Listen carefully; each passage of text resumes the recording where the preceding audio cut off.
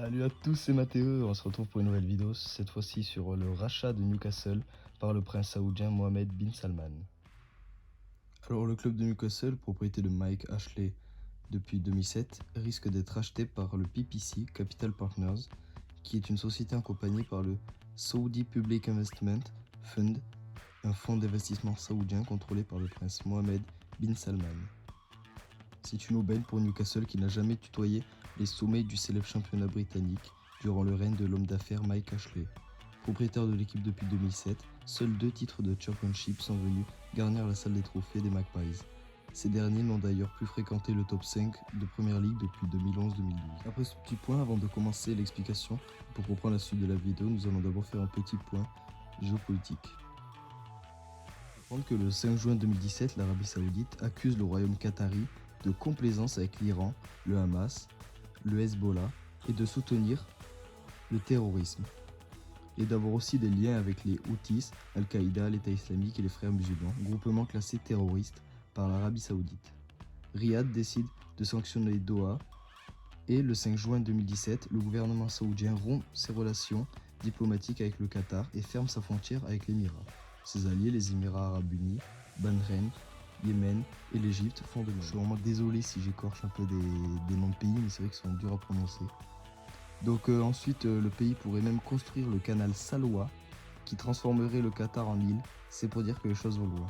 Mais là, vous vous dites, mais Mathéo, pourquoi tu nous parles de ça, on s'en fout. Et non, car c'est le début des problèmes.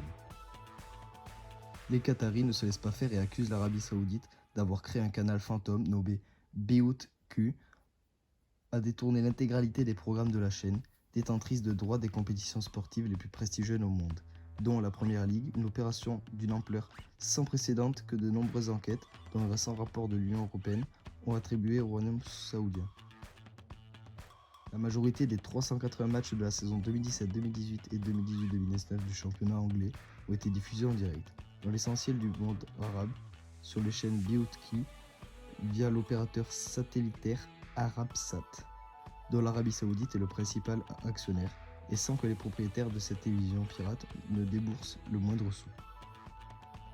Il y a les championnats de football allemand, français et espagnol, le mondial 2018 en Russie, les tournois de Wimbledon et Roland Garros, le championnat de basket américain, des dizaines d'autres épreuves de renom ont subi le même sort.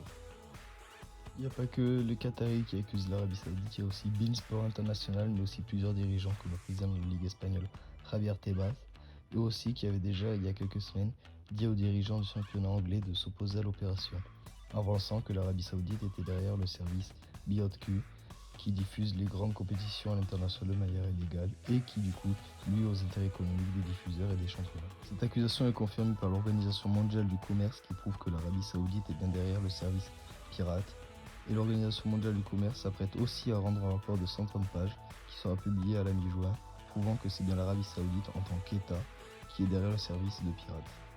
Cette violation du droit international pourrait donc menacer le rachat de Newcastle. Après avoir donné son accord dans un premier temps, la Première Ligue pourrait faire en sorte que le rachat des Magpies ne soit pas autorisé. Et pour conclure, je pense que ce rachat va être un feuilleton, que les médias ne vont pas arrêter d'encenser l'affaire pour faire du buzz. Moi j'en parle rapidement pour résumer l'affaire et je ferai peut-être une vidéo mercato parfait pour le rachat du club. Mais c'est tout et sur ce, je vous souhaite une bonne journée. Ciao tout le monde, bisous.